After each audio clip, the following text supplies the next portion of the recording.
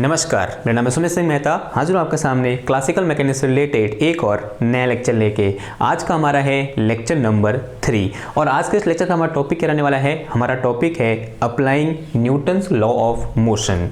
यानी आज का जो टॉपिक है ये उन बच्चों के लिए है जो बच्चे अक्सर मुझे कमेंट या फिर बोल सकते हैं मैसेज करते हैं कि सर हमने थ्योरी तो पढ़ ली है लेकिन हमें क्वेश्चन करने में दिक्कत हो रही है या फिर क्वेश्चन करने में बहुत लंबा समय लग रहा है। तो आज का लेक्चर उन बच्चों के लिए क्या होने वाला है, फायदेमंद होने वाला है। यानी आज हम क्या करने वाले हैं, जैसे कि आप सब लोग जानते हैं, इससे ठीक पिछले लेक्चर में क्या डिस्कस किया था हमने डिस्कस किया था न्यूटन्स लॉ ऑफ मोशन के बारे में। हमने वहां पर 3 टाइप के लॉ ऑफ मोशन पढ़े थे, जिनमें हमारे पास फर्स्ट लॉ ऑफ मोशन जिसको हम लॉ इनर्शिया बोलते हैं, फिर सेकंड लॉ ऑफ मोशन, फिर थर्ड लॉ ऑफ मोशन। इन तीनों से रिलेटेड जो थ्योरी है उसको हमने बहुत डेप्थ में जाकर क्या किया था, डिस्कस किया था। और इसके पीछे का इतिहास क्या था और किस तरीके से हमने फोर्स को पहले डिफाइन करते थे और किस तरीके से फोर्स को हमने इन लॉ की हेल्प से डिफाइन किया, इसको हमने क्या किया, बहुत बेहतर तरीके से पिछले लेक्चर में डिस्कस किया। आज हम क्या करेंगे कि जो लॉ हमने वहां पर डिस्कस करे उनको हम किस तरीके से अप्लाई करेंगे। या बोलते हैं अगर मेरे पास कोई न्यूमेरिकल आए न्यूटन के लॉ से रिलेटेड तो उस न्यूमेरिकल के साथ हमारे डील करने की अप्रोच क्या होगी, उसे आज हम क्या करेंगे, देखेंगे। तो अब क्या करना है, रोज करो कॉपी पेन निकालो और हेड डालो क्या, applying Newton's law of motion, और एक एग्जांपल लेते हुए चलते हैं और जो अलग अलग स्टेप हैं उनको भी यहां पर हम करते हुए चलते हैं, फिर लेके चलते हैं। ओके, तो ये हेड डालिए आपने और इसके नीचे लिखना है let me start with example. Okay, तो let me start with an example. अब एग्जाम्पल क्या हो सकता है, देखो मान लिया मेरे पास क्या है, एक सरफेस है, दिस इज ए सरफेस, और इस सरफेस के ऊपर क्या रख दिया मैंने, कोई एक इस तरीके से ब्लॉक रख दिया। This is, late us say this is block 1 बोल दो या फिर ब्लॉक ए बोल दो, दिस इज ब्लॉक 1, और यहां पर एक और ब्लॉक रख दिया, दिस इज ब्लॉक 2। ये समझ में आ रहा है आपको। मेरे पास क्या है, यहाँ पर एक सरफेस में मैंने 2 ब्लॉक रखे हुए हैं और दोनों ब्लॉक क्या है, एक दूसरे से इस तरीके से क्या है, कनेक्ट है। अब मैं क्या कर रहा हूं, मुझे इस पर क्या लगाना है, फोर्स लगाना है। अब ये कहां है, रेस्ट में है, यानी रेस्ट में होने का मतलब क्या हुआ, इस पर लगने वाला नेट फोर्स कितना है, 0 है according to first law of motion. अब मैं क्या कर रहा हूं, इस पर कुछ अनबैलेंस फोर्स लगा रहा हूं, या फिर बोल सकते हैं अभी इसका जो नेट फोर्स है वो कितना है, F है। मैंने इसमें क्या लगाया, F फोर्स लगाया। और एक चीज मैंने यहां पर अज्यूम कर रखी है, वो ये है कि इसकी सरफेस और इस जो मेरे पास नीचे ये सरफेस है, इनके बीच किसी भी टाइप का फ्रिक्शनल फोर्स नहीं है, यानी फ्रिक्शन कितना है, यहां पर 0 है। अब जैसे ही मैं यहां पर क्या लगाऊंगा, फोर्स लगाऊंगा, फोर्स लगाते ही क्या होगा, जो मेरा ये सिस्टम है ये एक्सेलरेट करेगा। क्या करेगा, ये एक्सेलरेट। मान लिया ये किस एक्सेलरेशन क्या है, इसका A है, ये क्या कर रहा है, A एक्सेलरेशन से इस डायरेक्शन में क्या कर रहा है, एक्सेलरेट कर रहा है। और एक चीज और अज्यूम कर लो, इसका मास कितना है, m1 है, इसका मास कितना है, m2 है। अब देखो हमें ये निकालना है कि मास 2 के कारण मास 1 में कितना फोर्स लगाया जाएगा। एक क्वेश्चन है आपके सामने, ठीक है। एक मैंने यहाँ पे एग्जांपल ले लिया और एग्जांपल में मेरे पास कुछ इस टाइप का सिस्टम है और इस सिस्टम मुझे क्या निकालना है कि force on mass 1 due to 2, जो 2 के कारण 1 पर लगाया गया फोर्स कितना होगा, ये मुझे क्या करना है, फाइंड करना है। और इस सिचुएशन को या बोलते हैं इस क्वेश्चन को हम न्यूटन की लॉ से किस तरीके से सॉल्व करेंगे या फिर हम यहां तक इस सॉल्यूशन तक कैसे पहुंचेंगे, वो क्या करेंगे, हम स्टेप बाय स्टेप यहां पर देखेंगे। ओके, इतनी बात समझ में आई। देखो स्टेप 1, देखो स्टेप 1 लिखो इस तरीके से। स्टेप 1 में क्या करना है, स्टेप 1 सबसे पहले क्या करो पता है, ये एक सिस्टम है और ये सिस्टम में कितने मास हैं, 2 मास है। सबसे पहले उन मास को आइसोलेट करो। आइसोलेट करने का मतलब क्या हुआ कि इस मास 1 को अलग ले जाओ और इस मास 2 को अलग कर दो। यानी कुछ ऐसा करो कि इस मास 1 को पता नहीं हो कि मास 2 एग्जिस्ट करता है और इस मास 2 को पता नहीं हो कि मास 1 एग्जिस्ट करता है। इन दोनों का कर दो, आइसोलेट कर दो, आइसोलेटिंग मासेस। ठीक है, सबसे पहला स्टेप क्या होगा, आइसोलेट मासेस, आइसोलेट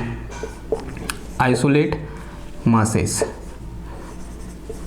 जो मास है उनको आइसोलेट करो। यहां मास है और कभी कभी क्या हो सकता है, ऑब्जेक्ट हो सकता है, क्या मैन हो सकता है या फिर रेलगाड़ी के डब्बे हो सकते हैं, उन सबको क्या करो, आइसोलेट करो। तो पहला स्टेप क्या हो जाएगा, आइसोलेट मासेस। यानी कहने का मतलब ये है कि अगर मेरे पास एक ही ऑब्जेक्ट है m1, इसको ऐसे m1 ऐसे यहां पर रख दो, तो this is my m1 object, या बोलते हैं m1 डब्बा है, और ये मेरे पास दूसरा डब्बा कौन सा है, m2 डब्बा है। तो इसको ऐसे लिख दिया, आइसोलेट कर दिया, ओके m2 है। ठीक, पहला स्टेप भी कंप्लीट हो गया। दूसरे स्टेप में क्या करना है, फोर्स डायग्राम, जो कि बहुत इंपॉर्टेंट स्टेप है, फोर्स डायग्राम। अगर आपको फोर्स डायग्राम लाना आ गया ना तो आधी प्रॉब्लम तो यहीं सॉल्व होगी। तो सेकंड स्टेप में क्या होगा, draw a force diagram. Step 2 में हम क्या करेंगे, draw a force diagram, force diagram. अब फोर्स डायग्राम का मतलब क्या हुआ, यानी इस ऑब्जेक्ट में या जो m1 मास है और m2 मास है, दोनों में जो टोटल नंबर ऑफ फोर्स लग रहे हैं उनको विद डायरेक्शन क्या करना है, आपको रिप्रेजेंट करना है। And force is a vector quantity, और किसी भी वेक्टर क्वांटिटी को हम एक एरो से क्या कर सकते हैं, रिप्रेजेंट कर सकते हैं। और जो एरो का हेड होगा वो किसको दिखाएगा, उस फोर्स की डायरेक्शन को दिखाएगा। यानी फोर्स जिस डायरेक्शन में लग रहा होगा उस डायरेक्शन में क्या करना है, हमको हेड को इस तरीके से लगाना है। देखो सबसे पहले किसकी बात करते हैं, फॉर m1 मास के लिए क्या करो, फोर्स डायग्राम ड्रॉ करते हैं। अगर मैं यहाँ पर क्या करूँ, इसको इस तरीके से लिखूँ, ये मेरे पास क्या है, ये डब्बा है या मुझसे ये बॉक्स है, इसका मास कितना है, m1 है। सबसे पहली चीज़, हाँ ग्रेविटी तो हर जगह है, तो ग्रेविटी यहाँ पर लगेगी, आंसर हाँ जी लगेगी। And gravity will be always in downward direction. अगर मेरे पास ग्रेविटेशन एक्सेलरेशन g है तो डाउनवर्ड डायरेक्शन में फोर्स कितना लग जाएगा, ये m1 इंटू जी लग जाएगा। इसमें कोई दिक्कत है, कोई दिक्कत नहीं है। अब नीचे को m1 इंटू जी लग रहा है, ऊपर को जो सरफेस है उसमें क्या लगाएगी, नॉर्मल रिएक्शन लगाएगी। And normal reaction is always normal to the surface in contact. जिस सरफेस के कॉन्टैक्ट में वो ऑब्जेक्ट रखा है उस सरफेस के नॉर्मल हमेशा क्या लगता है, नॉर्मल रिएक्शन लगता है। तो यहां पर जो नॉर्मल रिएक्शन होगा कहां की ओर होगा, ऊपर की ओर होगा। This is normal reaction and let us say this normal reaction represented by n। दो फोर्स तो ये हो गए, ये दो फोर्स इसमें लग रहे हैं। और कौन सा फोर्स लग रहा है, ये F फोर्स लग रहा है भैया, यहां से इधर की ओर, कहां की ओर, इस direction. This F force in this direction, इस डायरेक्शन में लग रहा है कौन सा फोर्स, F फोर्स। अब एक चीज और, एक फोर्स और लग रहा है। देखो इस m1 ने इस m2 पर फोर्स लगा, जैसे मैं धक्का दूंगा ना, ठीक है, धक्का दिया मैंने इस तरीके से, मान लिया मेरे पास अभी यहाँ पर डब्बा तो नहीं है, जैसे ये है, ये मेरे पास क्या है, एक पेन है, और मैंने इस पर क्या लगाया, अपनी अंगुली से इस तरीके से फोर्स लगाया। और जैसे मैंने फोर्स लगाया, ये मूव किया इधर को। अब होगा क्या, जैसे मैंने इस पर फोर्स लगाया, न्यूटन का थर्ड लॉ क्या कहता है, इतना ही फोर्स इस पेन ने मेरे पर इधर क्यों लगागा, यानी अपोजिट डायरेक्शन में। यानी यहाँ पर कुछ फोर्स कुछ ऐसे लगा हुआ, किस डायरेक्शन में, इस डायरेक्शन में। And this force will be force on m1 due to m2, जिसको मैं कैसे लिख सकता हूं, F21 लिख सकता हूं। और यही F21 मुझे फाइंड भी करना है, ठीक है, ओके सॉरी, इससे क्या लिखता हूं मैं, F12 लिख सकता हूं, यानी force on 1 due to 2। This is force on 1 due to 2, ठीक है, लिखने का तरीका होता है फोर्स ऑन 1 ड्यू टू 2, यानी एक है मेरे पास F12, और यही मुझे क्या करना है, कैलकुलेट भी करना है। वो तो बात की बात है, पहले हम क्या कर रहे हैं, फोर्स डायग्राम बना रहे हैं। अब एक बार और देखो, क्या इसके अलावा भी कोई यहाँ पर फोर्स लग रहा है, नहीं लग रहा है। And one important thing is that कि this whole system is accelerating in this way with acceleration a। देखो है ना, एक्सेलरेशन कितना है, a है। अगर ये पूरा एक कंबाइंड सिस्टम है तो जितना एक्सेलरेशन इस मास का होगा उतना ही एक्सेलरेशन इस मास का भी होगा। इसका मतलब this m1 is accelerating with acceleration a in this direction. जिस डायरेक्शन में, इस डायरेक्शन में हो रहा है। अभी हम इसके लिए कोऑर्डिनेट सिस्टम यहाँ पर क्या करेंगे, स्टेबलाइज करेंगे। फिलहाल के लिए हम बोल रहे हैं कहां की ओर जा रहा है, वो राइट हैंड साइड की ओर जा रहा है, इस तरीके से a एक्सेलरेशन से। तो this is my force diagram for mass m1। अब उस तरीके से किसके लिए करेंगे हम, फॉर m2 के लिए कर दो। फिर आप इस तरीके से यहाँ बनाओ, फॉर m2 मास। अगर मैं m2 के लिए देखूं तो पहले यहाँ पर m2 बनाओ यूं करके, ओके, ये मैंने क्या बना दिया, दिस इज m2 ब्लॉक है मेरे पास, ठीक। अब देखो पहले क्या हो रहा है, यहाँ से एक फोर्स लग रहा है, पहले तो ग्रेविटी वाला लगाओ, नीचे कितना लग रहा है, m2g लग रहा है, नीचे कितना लग रहा है, m2g। एक नॉर्मल रिएक्शन जो सरफेस लगाएगी ऊपर को, ना लेट अस से, अब दोनों में नॉर्मल रिएक्शन सेम तो होगा नहीं, माना इसमें कितना नॉर्मल n1 है और यहाँ कितना है, n2 है, ठीक है। ऐसा हम बोल सकते हैं, इन दोनों को अलग कर, यहाँ भी n हो गया, यहाँ भी n, इसका मतलब दोनों सेम है, ऐसा नहीं होगा। ये इसका कितना है, n1 बोल दिया मैंने, इसका मैंने क्या बोल दिया, n2 बोल दिया, नाम दे दिया इसको n1, इसको n2, ताकि अलग अलग हो जाए। अब देखो एक फोर्स यहाँ से लग रहा है, यहाँ से कितना फोर्स लग रहा है, ये फोर्स कौन लगा रहा है, ये ब्लॉक 1 लगाया किस पर, ब्लॉक 2 पर। Then this will be equal to F21। अब यहाँ से कोई फोर्स नहीं लग रहा है क्योंकि यहाँ तो खाली है, कुछ भी नहीं है, और फ्रिक्शन यहाँ पर है नहीं, तो फ्रिक्शन को हमने क्या कर रखा है, नेग्लेक्ट कर रखा है। And after applying all these forces, this mass m2 is accelerating in this direction with acceleration a। किस एक्सेलरेशन जा रहा है इधर को, ये a एक्सेलरेशन से इधर की ओर जा रहा है। तो ये क्या बन गया, दोनों के लिए यहाँ पर मेरे पास क्या बन गया, फोर्स डायग्राम बन गया। ओके, स्टेप 2 क्या हो गया हमारा, कंप्लीट हो गया। अब आते हैं कहाँ पर, स्टेप 3 पर, which is again very very important. देखो फोर्स कैसी क्वांटिटी है, एक वेक्टर क्वांटिटी है, and vector has both magnitude and direction. अब अगर मुझे किसी वेक्टर की डायरेक्शन को बताना है, मैथमेटिकली बताना है, तो मुझे क्या ड्रॉ करना पड़ेगा, एक कोऑर्डिनेट सिस्टम ड्रॉ करना पड़ेगा, एक X Y Z coordinate system draw करना पड़ेगा। तो क्या करो, इस फोर्स डायग्राम में क्या करो, एक कोऑर्डिनेट सिस्टम ड्रॉ करो। नाउ ड्रॉ ए, स्टेप कौन सा हो जाएगा, 2 हो जाएगा, ठीक है, सॉरी स्टेप कितना हो जाएगा, 3 हो जाएगा। स्टेप 3 में क्या करेंगे, draw a coordinate system diagram, coordinate system in force diagram, in force diagram, जो फोर्स डायग्राम है उसको हम क्या करो, एक कोऑर्डिनेट सिस्टम ड्रॉ करो। कैसे ड्रॉ करोगे, पहले तो फोर्स डायग्राम बनाओ एक बार। ये मेरे पास क्या है, चलो रिपीट हो जाएगा, ठीक है। ये मेरे पास क्या है, यहाँ पर m1 है, नीचे की ओर कितना लग रहा है, m1 इंटू जी लग रहा है। नॉर्मल रिएक्शन कितना है, यहाँ पर n1 है, यहाँ से कितना फोर्स लग रहा है, F फोर्स लग रहा है, और फिर यहाँ से इधर की ओर कितना फोर्स लग रहा है, F12 फोर्स लग रहा है, ठीक है। सिमिलरली अगर मैं m2 के लिए ड्रॉ करता हूँ तो ये मेरे मास क्या है, मेरे पास दिस इज m2, और नीचे की ओर कितना लगेगा, m2 इंटू जी लग जाएगा।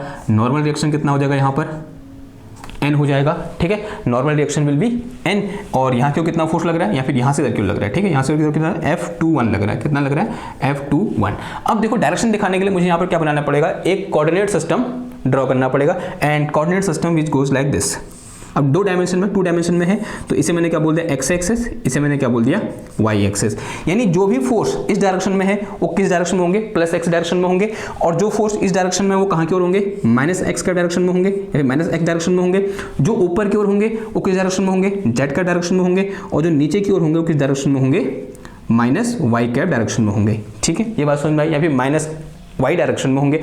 इस डायरेक्शन में क्या होता है, आई कैप होता है, इस डायरेक्शन में क्या होता है, जे कैप होता है, इस डायरेक्शन में क्या होता है, माइनस आई कैप होता है, और इस डायरेक्शन में क्या होता है, माइनस जे कैप होता है। और एक कोऑर्डिनेट सिस्टम का हमें ज़्यादा जानना है और बेहतर तरीके से जानना है, जो अलग अलग कोऑर्डिनेट सिस्टम होते हैं, Cartesian coordinate system, cylinder coordinate system और स्फेरिकल कोऑर्डिनेट सिस्टम, उसमें मैंने एक डिटेल वीडियो बना रखा है कहाँ पर, वेक्टर में। अगर वेक्टर पड़ा हुआ है तो फिर आपको यहाँ पर कोई भी दिक्कत नहीं हो रही है। तो मैंने क्या किया, यहाँ पर एक कोऑर्डिनेट सिस्टम डिफाइन कर दिया। इसका मतलब क्या हुआ, इससे क्या हेल्प हुई, देखो हेल्प ये हुई कि it mean this F force is acting in x cap direction, and this F12 force is acting in minus x cap direction, और ये कहाँ की ओर है, m1g in minus y cap direction, and n1 is in, ये n2 है, ठीक है, n1 is in y cap direction, and this F21 force in x cap direction, and this m2g is force in minus y cap direction, and this n2 is force in Y cap direction, ठीक है। ये बात समझ में। तो इस तरीके से हमने क्या किया, कोऑर्डिनेट सिस्टम ड्रॉ करके इजीली हमने फोर्स की डायरेक्शन को डिफाइन कर दिया।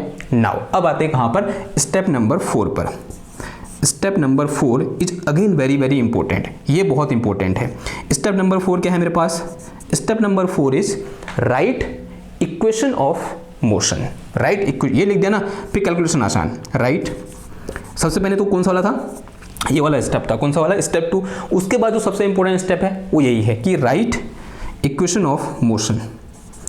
Equation of motion, equation of motion लिखने का मतलब क्या हुआ कि इन दोनों केस के लिए, m1 के लिए भी और m2 के लिए भी मुझे क्या करना है, यहाँ पर जो न्यूटन्स लॉ है उसे अप्लाई करना है in each direction. x direction में करेंगे पहले अप्लाई, फिर y डायरेक्शन में करेंगे, बिकॉज यहाँ पर 2 डायरेक्शन है, एक x डायरेक्शन एक y डायरेक्शन। तो पहले x डायरेक्शन में क्या करेंगे, न्यूटन का second law F equal to ma वाला, बिकॉज सेकंड लॉ से हम फर्स्ट लॉ भी ड्राइव कर सकते हैं और थर्ड लॉ भी ड्राइव कर सकते हैं। न्यूटन का हम यहाँ पर क्या करेंगे, सेकंड लॉ अप्लाई करेंगे सबसे पहले x कैप डायरेक्शन में, फिर y कैप डायरेक्शन में। यहाँ बोलते हैं सबसे पहले i कैप डायरेक्शन में, फिर j कैप डायरेक्शन में, और वहां से जो इक्वेशन निकल के आएगी उसे हम क्या बोलेंगे, इक्वेशन ऑफ मोशन बोलेंगे। ओके, देखो सबसे पहले किसका देखो, m1 के लिए देखो, at first for m1, for m1, तो फॉर m1 के लिए देखो, अगर मैं m1 के लिए देखूं इन x कैप डायरेक्शन, देखो ये x कैप डायरेक्शन क्या है, ये वाली है, and one important thing, this whole system is accelerating in this direction with acceleration a, and this whole system is this m2 is accelerating in this direction with acceleration a, यानी इसका acceleration कितना है, a है, और इसका भी कितना है, a है। ये बात समझ में आ रही ना आपको। अब देखो फिर फॉर m1, देखो m1 में होता क्या है, सिंस वी नो, जो न्यूटन का सेकंड लॉ होता है, since we know what we know, F net is equal to क्या होता है हमारे पास, मास इनटू एक्सेलरेशन होता है। इसमें कोई दिक्कत है, if our mass is not varying with time then this F net force is equal to कितना होता है, मास इनटू एक्सेलरेशन। अगर इतना पता है और F नेट क्या होता है पता है, तो आपके लिए जो चीजें हैं वो आसान है। देखो F net along x axis, along x axis F net क्या हो जाएगा, इधर क्यों कितना लग रहा है, F लग रहा है, अलोंग x एक्सिस। सबसे पहले कहाँ क्यों देखेंगे, अलोंग x एक्सिस क्या हो जाएगा, देखो F नेट यानी F कहाँ की ओर, इन x cap direction, x cap direction में कितना लग रहा है, F लग रहा है, फिर क्या आ जाएगा माइनस, क्योंकि कहाँ की ओर है ये, माइनस x कैप डायरेक्शन में है, कितना है, F12 है, तो F12, तो ये तो क्या हो गया मेरे पास, F नेट हो गया, F नेट इन x कैप डायरेक्शन कितना हो गया, F माइनस का F12 1 ही हुआ, and this will be equal to mass into acceleration, mass कितना है इसका m है, मास कितना है m1 है और एक्सेलरेशन कितना है a है। तो this is my equation number 1। तो this is my first equation of motion. इसे क्या बोल दिया हमने, फर्स्ट इक्वेशन ऑफ मोशन बोल दिया। नाउ अब second equation of motion along Y cap direction. अगला क्या आ जाएगा, along Y cap direction, along y direction बोल रहे हैं, फिर along Y cap direction, along y direction. Along y direction F net कितना है मेरे पास, देखो नीचे को कितना फोर्स लग रहा है, m1g फोर्स लग, नीचे की हो रहा है माइनस वाई कैप डायरेक्शन में है तो कितना आ जाएगा ये माइनस का m1 इंटू जी आ जाएगा। फिर ऊपर को कितना लग रहा है, n1 लग रहा है तो कितना आ जाएगा यहाँ पर प्लस n1 आ जाएगा। This is net force m1g minus m1g plus n1, this is net force in Y cap direction and this will be equal to mass into acceleration. और इसका मास कितना है, देखो m1 है। क्या ये ऊपर की डायरेक्शन में एक्सेलरेट कर रहा है, आंसर है नहीं कर रहा है, तो एक्सेलरेशन कितना हो जाएगा इसका 0 हो जाएगा।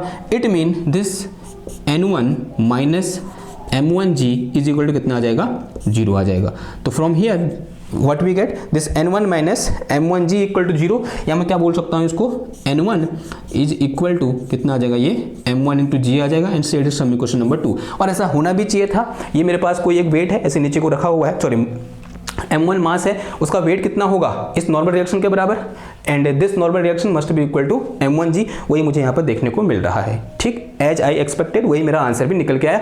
तो this is equation of motion along x axis and this is equation of motion along y axis and there is no acceleration along y axis. ठीक है ना, अब बात किसी करते हैं फॉर मास 2। ये मुझे मिटाना पड़ेगा, पूछा कहाँ गया,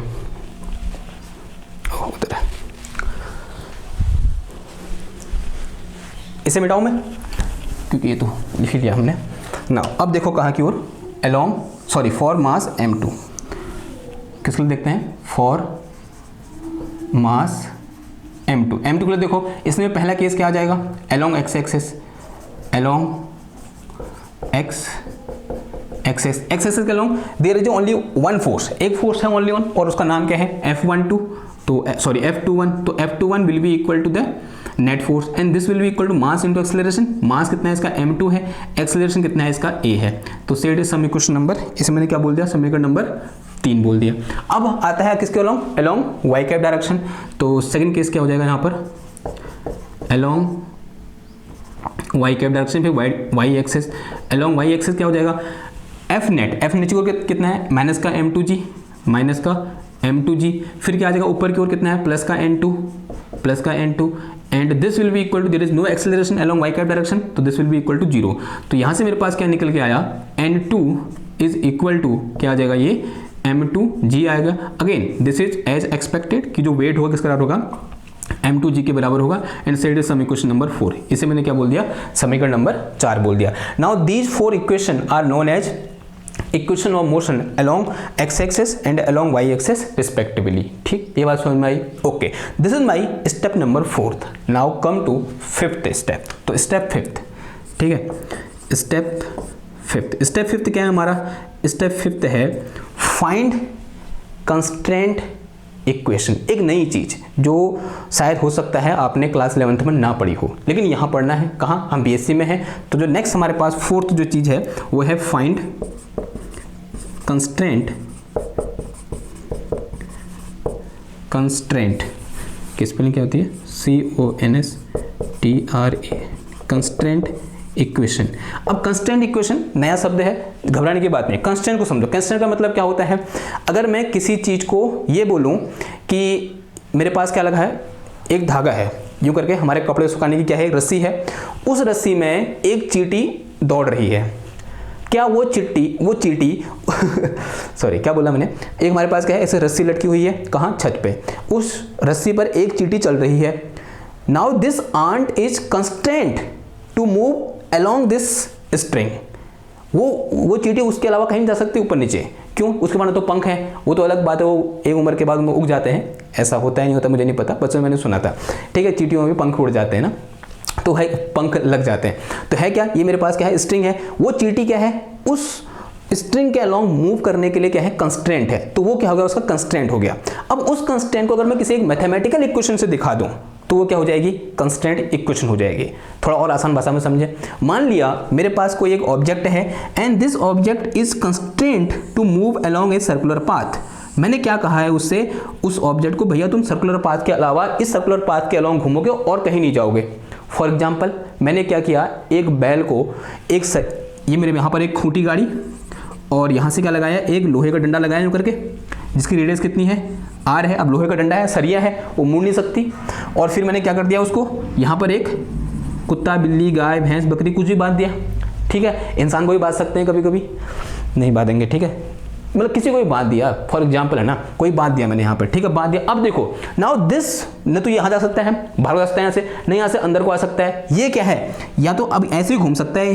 एंड नाउ दिस पर्सन, यहाँ बोलते हैं this species is constraint to move along this circular path. तो ये क्या लगा दिया मैंने, कंस्ट्रेंट लगा दिया। अब इसके कंस्ट्रेंट को हम मैथमेटिकल इक्वेशन कैसे ड्राइव करेंगे, देखो बहुत आसान है। यहाँ कैसे दिखाएंगे, तो let us say this is my y axis, इसको मैंने क्या बोल दिया, वाई एक्सिस बोल दिया। Late us say this is x axis, दिख रहा है नहीं दिख रहा है, यहाँ को एक्सिस है, यहाँ को क्या है, वाई एक्सिस है। And at any point let us say this person is here, मानो इंसान कहाँ है, इधर है, और ये कितना हो जाएगा, यहाँ से यहाँ तक आर हो जाएगा। Let us say this point is y and let us say this point is x, then this coordinate of this point will be x, y। अगर यहाँ से मैं r निकालूं, then this r will be equal to, यहाँ पर r square will be equal to x square plus y square from the Pythagoras theorem।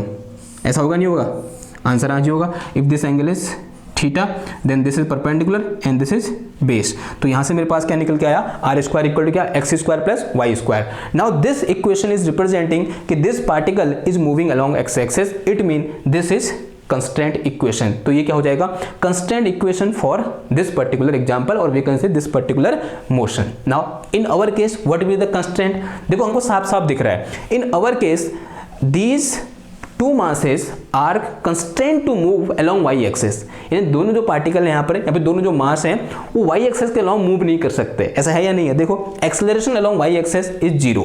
तो in our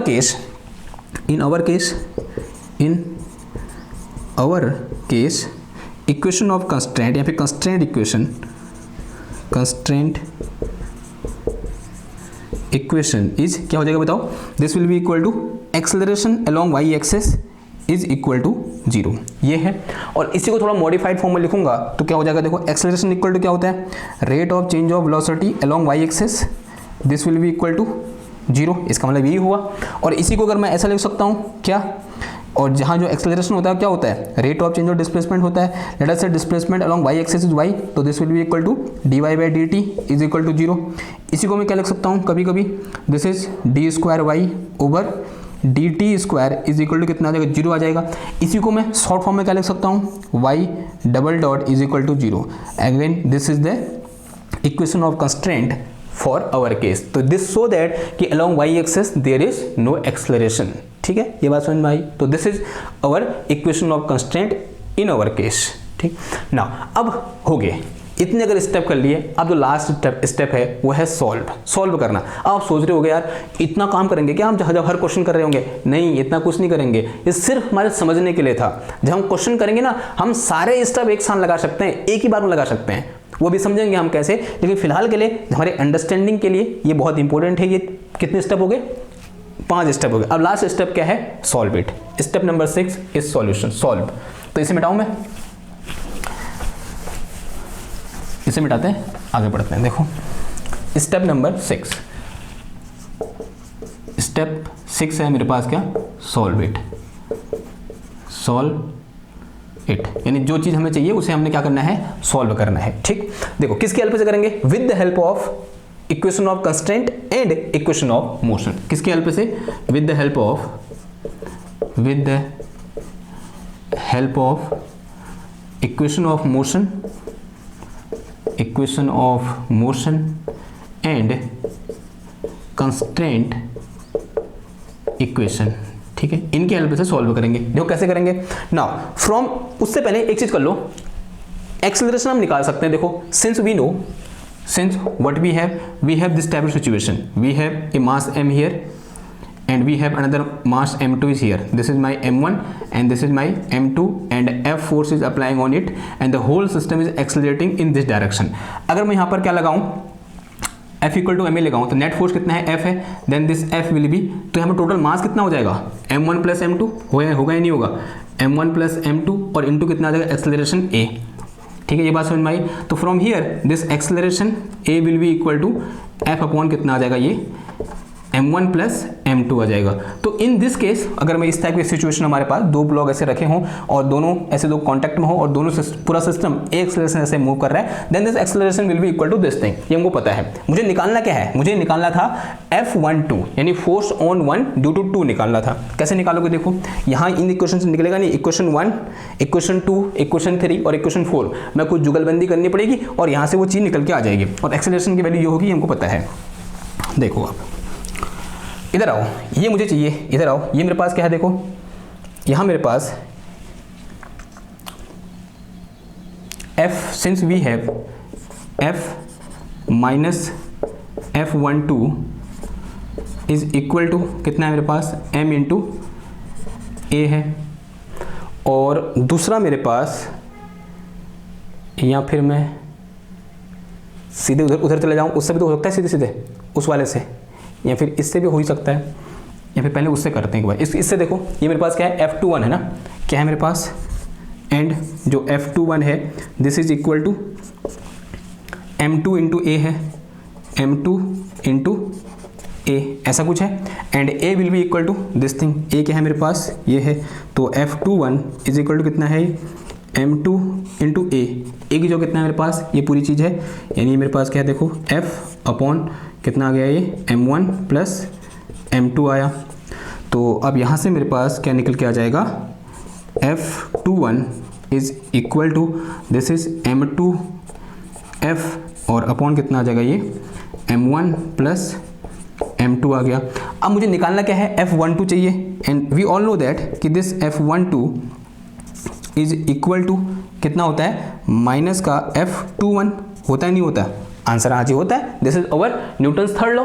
तो F12 is equal to minus का F21 तो उठा के यहाँ वैल्यू पुट कर दो, तो यहाँ से मेरे पास F12 is equal to minus का कितना आ जाएगा, ये M2 F और डिवाइड में कितना आ जाएगा, ये M1 प्लस M2 आ जाएगा। And this minus sign is representing, it is in minus x cap direction. किस डायरेक्शन में होगा, ये माइनस एक्स कैप डायरेक्शन में होगा। और in terms of magnitude this F12 is equal to M2 F और डिवाइड में कितना आ जाएगा, ये M1 प्लस M2 आ जाएगा। ठीक है, तो दिस इज माई आंसर। तो ये क्या निकल गया, हमारा आंसर निकल गया। और एक्सेलरेशन हम ऐसे निकालेंगे, this is the way to find acceleration. ठीक, ओके। एक्सेलरेशन निकालने का एक तरीका और हो सकता था, कैसे, आप इन दो इक्वेशन से, इक्वेशन 3 और इक्वेशन 1 से भी आप एक्सेलरेशन निकाल सकते हो। देखो कैसे, ये जो मैंने यहाँ पर ऐसे एक्सेलरेशन निकाला ना, आप इक्वेशन 1 और इक्वेशन 3 से भी एक्सेलरेशन निकाल सकते हो। देखो इक्वेशन 3 में जो F21 है, और एक चीज़ और, दिस F21 का मैग्नीट्यूड और F12 का मैग्नीट्यूड दोनों सेम होता है। यानी अगर मैं यहाँ पर से मैग्नीट्यूड के टर्म में देखूँ, किसके टर्म में, इन टर्म्स ऑफ मैग्नीट्यूड देखूँ, तो यहाँ से मेरे पास क्या निकल के आया, F माइनस का F12 is equal to M1A निकल के आया। ठीक है, ये A के लिए हो रहा है, वैसे तो हमने फाइंड कर लिया, एक बात देख लेते हैं। This F12 will be equal to F21 in terms of magnitude. तो दिस F माइनस का F21 इज इक्वल टू कितना आ जाएगा, ये M1A, and this magnitude of F21 is equal to M2A, तो उठा के रख दो। तो this give us F minus का क्या आ गया, ये M2A, and this will be equal to M1A। इसको उठा के दिल ले जाओ, तो this is F is equal to कितना आ गया, ये M1 प्लस M2 और इंटू कितना आ गया, A आ गया। तो यहाँ से मेरे पास A इक्वल टू कितना आ गया, F upon M1 plus M2। This is in terms of magnitude. ये किसका टर्म में निकला, मैग्नीट्यूड टर्म में निकला, and the same thing is here, same इधर भी है। ठीक, एंड डायरेक्शन लिखना चाहोगे तो डायरेक्शन खुद दिखा रहा है, and this is in x cap direction, जो तो हमने पहले बोल रखा है। किस डायरेक्शन में मूव कर रहा है हमारा पूरा सिस्टम, एक्स कैप डायरेक्शन में क्या कर रहा है, मूव कर रहा है। तो इस तरीके से हम क्या करेंगे, अपने न्यूटन के लॉ को लगाएंगे, या फिर इस तरीके से हमारे स्टेप क्या रहेंगे, यहाँ पर फॉलो होंगे। इतनी बात समझ में आई, ओके। अगर इतनी बात समझ में आई, थोड़ा सा क्या करते हैं, यहाँ पर हमारे पास कितने ब्लॉक थे, 2 ब्लॉक थे। अब एक बार अगर हमारे पास 3 ब्लॉक हो, या फिर 4 ब्लॉक हो, या फिर अगर मोर जनरल केस लें, मेरे पास n नंबर ऑफ ब्लॉक हो, तो किस तरीके से हम यहाँ पर क्या करेंगे, force on any block find करेंगे। ठीक है, तो देखो एक बार अगर मेरे पास 3 ब्लॉक हो तो कैसे करेंगे, मैं मिटाऊँ इसको, एक बार इसे मिटाता हूँ और देखते हैं। अभी हम क्या करेंगे, इतने सारे स्टेप नहीं करेंगे, हम एक साथ सारे स्टेप को यूज कर सकते हैं। कैसे, देखो समझते हैं। मैं इसे मिटा रहा हूँ, फिर आगे बढ़ते हैं। हाँ,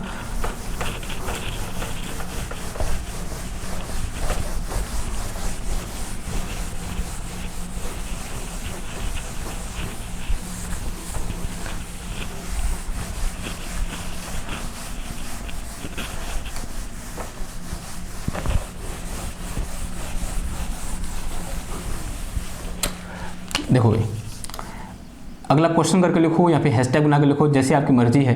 तो मान लिया मेरे पास भी 3 ब्लॉक हैं and all 3 block are of same masses, और इनको मैंने ब्लॉक 1, ब्लॉक 2 और ब्लॉक 3 बोल दिया। Late us say this is block 1, यहाँ से बोल दो this is block 1, block 2 and this one is block 3। सबका मास कितना है? एम है, एम एम एम। इसमें कितना फोर्स लग रहा है? एफ फोर्स यहाँ की ओर लग रहा है and this whole system is accelerated with acceleration A. और हर मास पर कितना फोर्स लग रहा है ये हमें क्या करना है? फाइंड करना है। यानी इसके कारण इस पर कितना लग रहा है और इसके कारण इस पर कितना लग रहा है वो हमें निकालना है। इस पर तो हमें पता है एफ लग रहा है इधर की ओर, ठीक है। सबसे पहला काम क्या होगा? Just isolate them. तो क्या करो, इनको अलग अलग कर दो। सबसे पहले इसको लिखो, तो this is my second one, ये मेरे पास थर्ड वाला है, और ये मेरा कौन सा है? सेकेंड वाला है, और ये मेरा कौन सा है यहाँ पर? फर्स्ट वाला है, ठीक है। यहाँ पर जरूर कितना फोर्स लग रहा है? एफ फोर्स लग रहा है। अब इधर की ओर एफ फोर्स लग रहा है, अब ये इस पर फोर्स लगाएगा इधर की ओर, बिकॉज ये क्या है? ऐसे कनेक्टेड है, किसी चीज से कनेक्टेड होगा, माना गम लगा दिया बीच में या फिर कोई सरिया लगा दी, रस्सी लगा दी, ठीक है, रस्सी लगा दी, तो उसको मैं इग्नोर कर रहा हूँ, ठीक है, फिलहाल के लिए। किसने किसी से कनेक्टेड है, तो इसने इस पर फोर्स लगाया, तो ऑब्वियस सी बात है ये इस पर भी फोर्स लगाएगा, और यह कहाँ की ओर लगाएगा? इधर की ओर। Late us say this force is कितना हो जाएगा? ये F1 2 हो जाएगा, कहाँ की ओर? In this direction. अगेन यहाँ पर इधर की ओर कितना फोर्स लगेगा?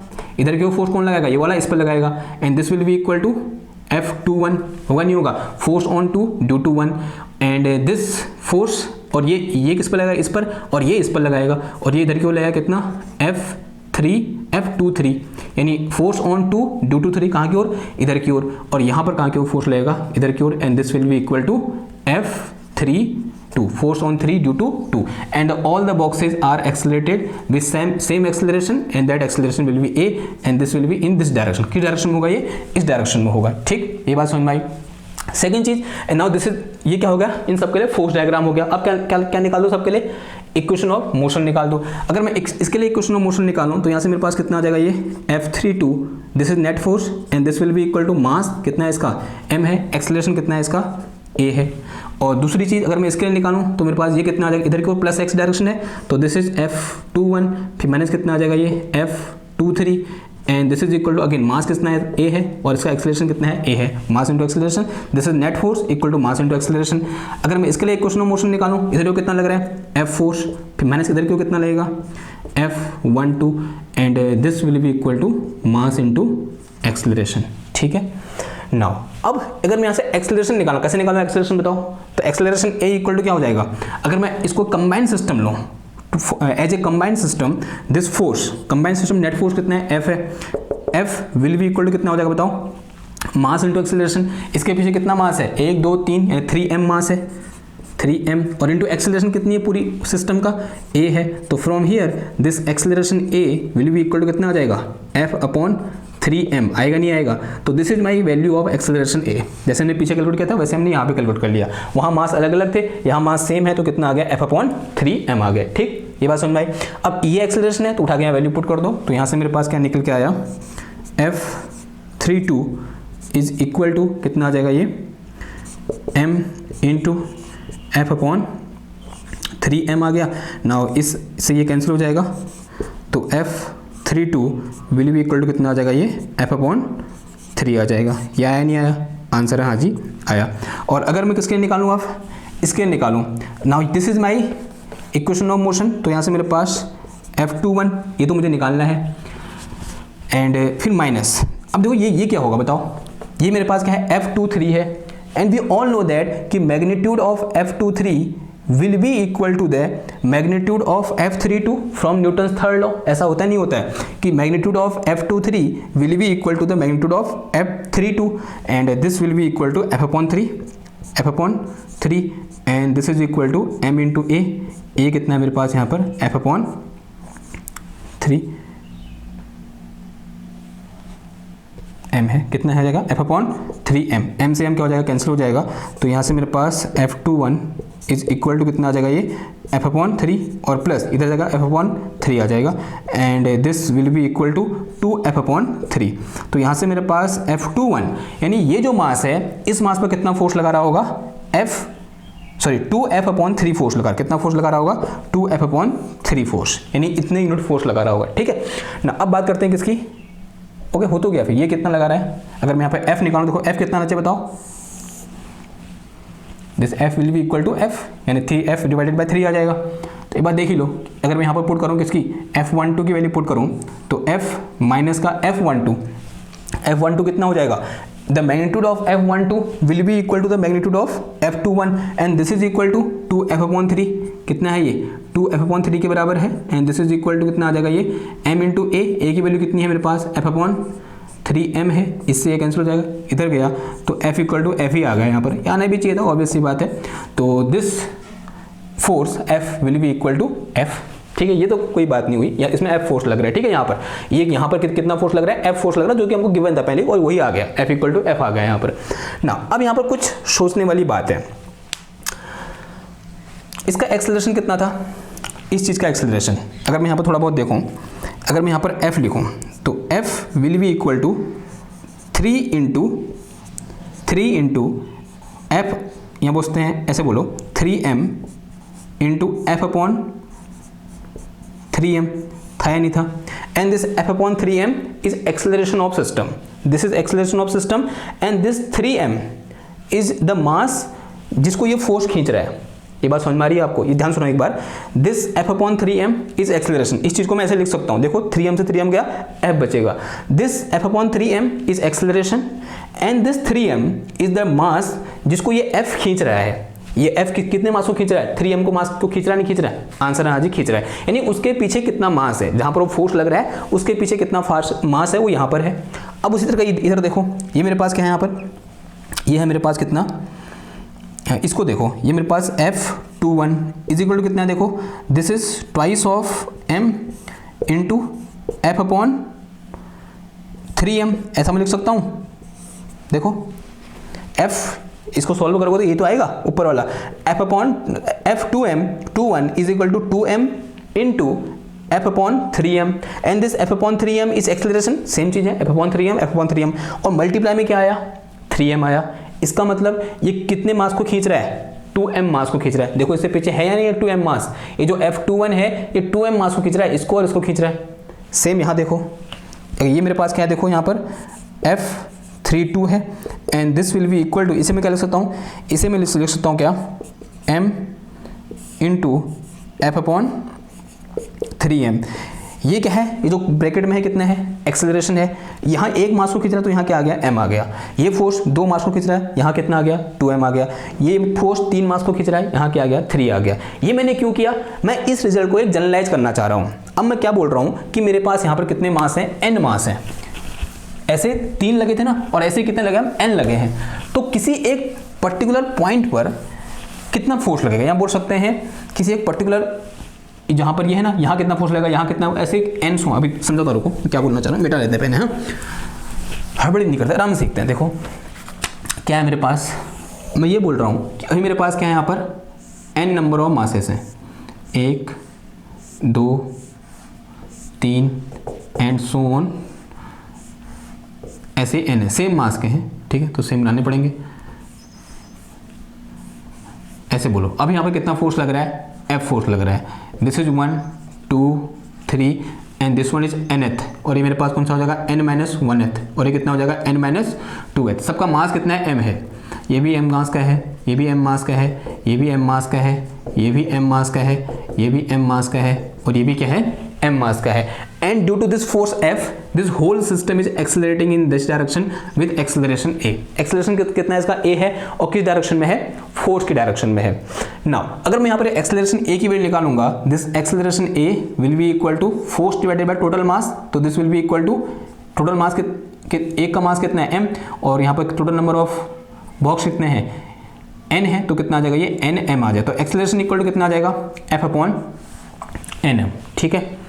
अगर मैं ये बोलूं कि किसी एक पॉइंट पर, कोई बीच में मैंने पॉइंट ले लिया, माना यहाँ पर क्या था मेरे पास nth बॉक्स था, मैं यहाँ से गिनते हुए आ रहा हूँ 1 2 3 4, यहाँ पर nth बॉक्स है, तो इस nth बॉक्स पर कितना फोर्स लग रहा है, फोर्स ऑन nth बॉक्स, बताओ कैसे निकालोगे, क्या बोल रहा हूँ मैं, यहाँ से गिनते हुए मैं first second third fourth fifth second nth, वो 11th हो सकता है, वो 12th हो सकता है, उस 12th बॉक्स में कितना फोर्स लग रहा है, कैसे निकालोगे, देखो थर्ड बॉक्स में कितना फोर्स लग रहा था, एक्सेलरेशन मल्टीप्लाई बाई 3n।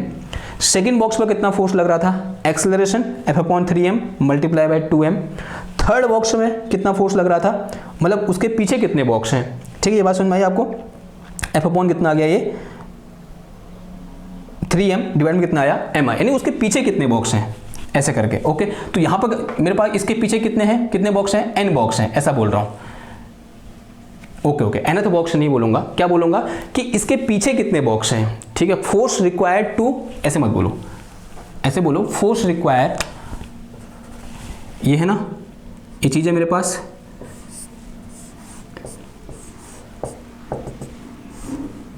ऐसा है, फिर ये है, फिर ये है, ऐसे 1 2 3 और ये कुछ है, और दिस इज n -1 n -2। इसके पीछे, इस बॉक्स के पीछे n बॉक्स हैं, इस बॉक्स के पीछे n बॉक्स हैं, n बॉक्स। तो यहाँ पर कितना फोर्स लगेगा ये मुझे निकालना है, बताओ कितना लगेगा। देखो, जब इसके पीछे 3 बॉक्स थे तो 3m से मल्टीप्लाई हो गया, जब 2 बॉक्स थे 2m से मल्टीप्लाई हो गया, जब इसके पीछे सिर्फ एक बॉक्स था m से मल्टीप्लाई हो गया, इसके पीछे एक बॉक्स है तो यहाँ से n बॉक्स हैं तो कितना आ जाएगा, ये n इंटू m और इंटू कितना आ जाएगा, F/nm। ये आएगा नहीं आएगा, आंसर आ जाएगा, m से m गया तो यहाँ से मेरे पास Fn इज इक्वल टू कितना आ गया, Fm अपॉन कितना आया, n आ गया, ठीक है। तो this is force require to pull n boxes, n box को पुल करने के लिए कितना फोर्स रिक्वायर होगा, इतना फोर्स रिक्वायर होगा, ठीक है। तो and this also so that कि दिस F इज कांस्टेंट, जो फोर्स लगा रखा है कांस्टेंट है, this is number of boxes which is also constant, then this Fn is proportional to n, यानी जितने ज़्यादा बॉक्स होंगे उतना ज़्यादा फोर्स लगाना पड़ेगा। ऑब्वियस सी बात है, रोज़मर्रा की बात है, वही यहाँ पर मैथमेटिकली हमको देखने को मिल रहा है, ठीक है।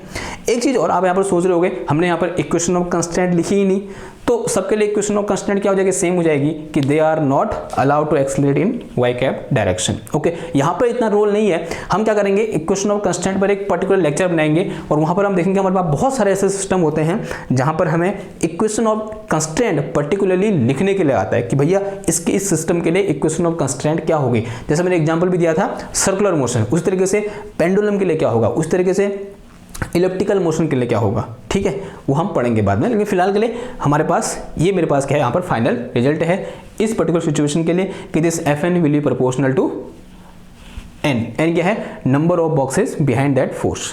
ओके, नाउ अब थोड़ा सा सिस्टम को चेंज करें, सिस्टम को चेंज, इसको उतार लो, थोड़ा सा एक और क्वेश्चन लेते हैं, इसको उतार लेना, मिटा दो इसको मैं।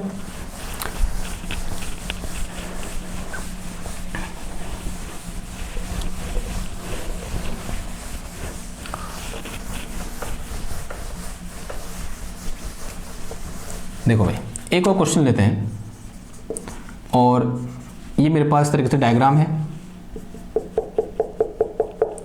और यहाँ पर एक बॉक्स ये है और एक बॉक्स इसके ऊपर है। ऐसा हमने प्रॉब्लम पढ़ी होगी क्लास 11th में। ओके, मुझे क्या करना है इस प्रॉब्लम के लिए, let us say this is box A, this is box B, इसका मास मैंने एम ए बोल दिया, इसका मास मैंने एम बी बोल दिया। Draw force diagram, draw force diagram and calculate normal force, normal force due to surface, जो इस सरफेस में रखे हुए हैं, ठीक है। इस सरफेस के कारण इस पूरे सिस्टम में कितना नॉर्मल फोर्स लग रहा है वो हमें क्या करना है, कैलकुलेट करना है, ठीक है। करें एक बार, देखो सबसे पहला काम क्या होगा, इन सबको आइसोलेट करो। आइसोलेट कर दिया हमने, ये मेरे पास क्या है यहाँ पर, ऐसे रखो, तो this is my A, this is my box A, या बोल सकते हैं एम ए, और इसके ठीक नीचे दूसरा वाला है, ठीक है। आप इसे ऐसे भी कर सकते हो आइसोलेट, मैं ऐसे कर रहा हूँ। तो ये मेरे पास क्या है, सेकंड वाला है, और इसका मास कितना है, एम बी है। पहले इसको देखो, सबसे पहले ग्रेविटी लेगी इसमें नीचे की ओर, एंड द ग्रेविटी का मतलब इसका वेट है। Let us say this is sorry, gravitational acceleration G हो तो this will be equal to M A into कितना आ जाएगा, जी आ जाएगा। दूसरा क्या होगा, अब ये क्या लगेगा, नीचे फोर्स लगेगा किस पर, इस बी पर। ऑब्वियसली बात है, फोर्स किस पर लगेगा, बी पर। ए जो है फोर्स बी पर लगाएगा। अगर ए बी पर फोर्स लगा रहा है then according to Newton's third law, B A पर भी फोर्स लगेगा, कहाँ की ओर, ऊपर की ओर, एंड कहाँ की ओर, यहाँ की ओर फोर्स लगा इसमें, and this force is F on A due to B। ऐसा होगा नहीं होगा? कोई और फोर्स भी लग रहा है इसमें? नहीं, सिर्फ दो ही फोर्स लग रहे हैं, बस हो गया। फिर इसका क्या बन गया ये, और ऐसे तो मूव करने रहा है तो उसकी दिक्कत तो है नहीं, तो ये क्या होगा इसका फोर्स डायग्राम। अब इसके लिए देखो, इसके लिए एक नीचे की ओर लग रहा है कितना, इसका mass mb into G due to gravity, mb into G. और क्या लग रहा है, ये नीचे की ओर ये जो a है ये भी तो b पर लगा रहा है, and the force on b due to a। ऐसा होगा नहीं होगा? आंसर आज ही होगा। तीसरा जो सरफेस है इस पर ऊपर की ओर फोर्स लगा रही है, this surface will be normal reaction, जिसको हम बोलेंगे ना, कहाँ की ओर, ऊपर की ओर। तो ये क्या होगा मेरे पास, नॉर्मल रिएक्शन। ये बात समझ में आ रही है आपको? ये बात समझ में आई तो हाँ बोलो, ठीक है। क्या हुआ देखो, इसके लिए देखो, mb के लिए देखो, नीचे की ओर एक फोर्स लग रहा है due to gravity, mb into g. जो a है वो भी इस पर फोर्स लगाएगा। अब मुझे यहाँ दिखाओ या यहाँ दिखाओ, एक ही बात हुई, ठीक है। हम अक्सर क्या होता है, इसको हम पॉइंट दिखाते हैं, ठीक है, इसको हम पॉइंट से भी लिख सकते हैं। तो उसको मैं यहाँ भी दिखा सकता है इस फोर्स को, FBA को, और यहाँ भी दिखा सकता हूँ। तो मैंने यहाँ नीचे दिखा दिया, तो this is FBA in downward direction, force on B due to A। और ये जो जिस सर्फेस से रखा हुआ है, दिस सर्फेस क्या लगा है, इस पर नॉर्मल डायरेक्शन है, कहाँ की ओर, ऊपर की ओर, परपेंडिकुलर टू द सर्फेस। तो ऊपर की ओर क्या लग रहा है मेरे पास, n लग रहा है, ठीक। अब नेक्स्ट एम क्या होगा हमारा, राइट इक्वेशन ऑफ मोशन। तो मेरे पास अगर मैं यहाँ के लिखूंगा, ऊपर की ओर कितना है, FAB है, एंड माइनस कितना आ जाएगा ये, MA into G, and this is equal to, acceleration हो जाए, दिस इज इक्वल टू 0। तो यहाँ से मेरे पास FAB इज इक्वल टू कितना आ जाएगा ये, MA इंटू जी आ गया। ओके, तो ये ड्रॉ हो गया, ठीक है, पहला चीज तो हो गया, ड्रॉ फोर्स डायग्राम हमने ड्रॉ कर दी। अब यहाँ पर देखो ऊपर की ओर कितना है, इसके लिए देखो नॉर्मल रिएक्शन कितना है, n है, और फिर नीचे की ओर कितना है, एक तो क्या लग रहा है नीचे की ओर FBA लग रहा है, फिर प्लस दूसरा क्या लग रहा है, MBG लग रहा है, and there is no acceleration in this direction, तो this will be equal to 0। तो net force equal to mass into acceleration, acceleration 0 है तो this thing will be equal to 0। अब इसको इधर ले आओ, या इसको पूरा इधर ले जाओ, तो यहाँ से मेरे पास n इक्वल टू कितना हो जाएगा, FBA, एंड फिर प्लस कितना आ जाएगा ये, MBG, ऐसा कुछ आ जाएगा, and this thing FBA, and from Newton's third law कि this FBA will be equal to FAB in magnitude. Direction करोगे तो माइनस साइन आ जाएगा, लेकिन अगर मैग्नीट्यूड की बात करूँ देन दिस FBA का मैग्नीट्यूड FAB के बराबर होगा। तो FAB की वैल्यू भी निकाली, कितना है मेरे पास, MA इंटू जी, तो दिस इज स्मॉल m, तो ये मेरे पास कितना आ गया, प्लस यहाँ पर MB इंटू जी, तो n will be equal to MA plus NB into G.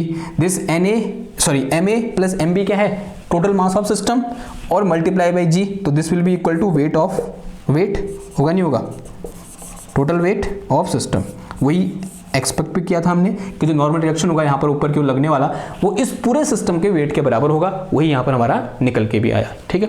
तो this is our answer. Clear हुई इतनी बात? ओके, इतनी बात क्लियर हुई। अब थोड़ा सा हमारा जो डिफिकल्टी का लेवल है उसको थोड़ा सा बढ़ाते हैं और अच्छे क्वेश्चन की ओर आगे बढ़ते हैं, ठीक। इसे मिटाऊं मैं,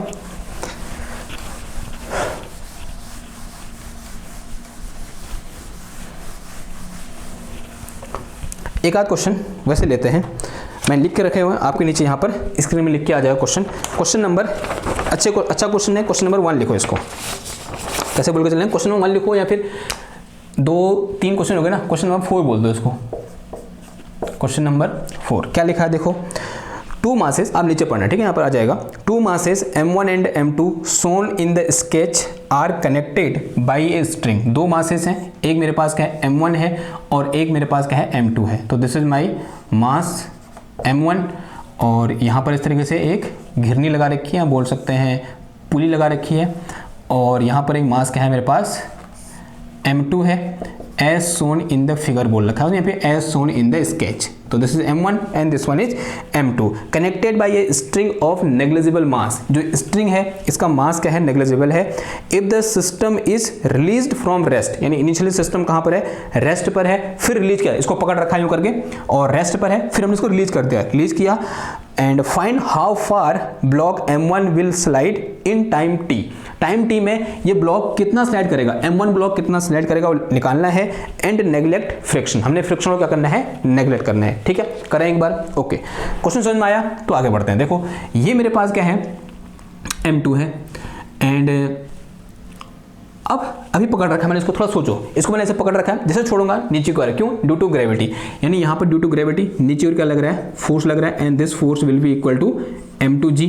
and we all know that जैसे ही मैं इसको मैं छोड़ूंगा यहाँ पर क्या आएगा, एक टेंशन जनरेट होगा and this tension is always opposite to the direction position of connection. जहां पर चीजें कनेक्ट हुई रहती है टेंशन की डायरेक्शन उसके ठीक अपोजिट होती है। अगर यहां पर ये कनेक्शन है तो tension will be in upward direction, तो this is tension T in this direction and this whole system is moving in downward direction. Let us say during this motion the acceleration of system is equal to A। उस system का acceleration कितना है, A है। Now अब आते हैं कहां पर, इधर पर आते हैं। तो इधर पर क्या है, इधर पर टेंशन कहां की ओर बताओ, यहां पर टेंशन होगा इधर की ओर।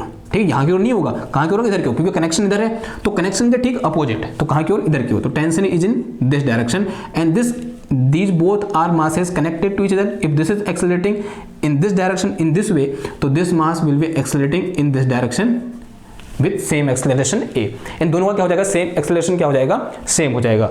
हमें निकालना है, अगर मैं यहाँ पर बोलूँ, अगर यहाँ पर कोऑर्डिनेट सिस्टम ड्रॉ करूँ, let us say this position is at x equal to 0 and this is x access.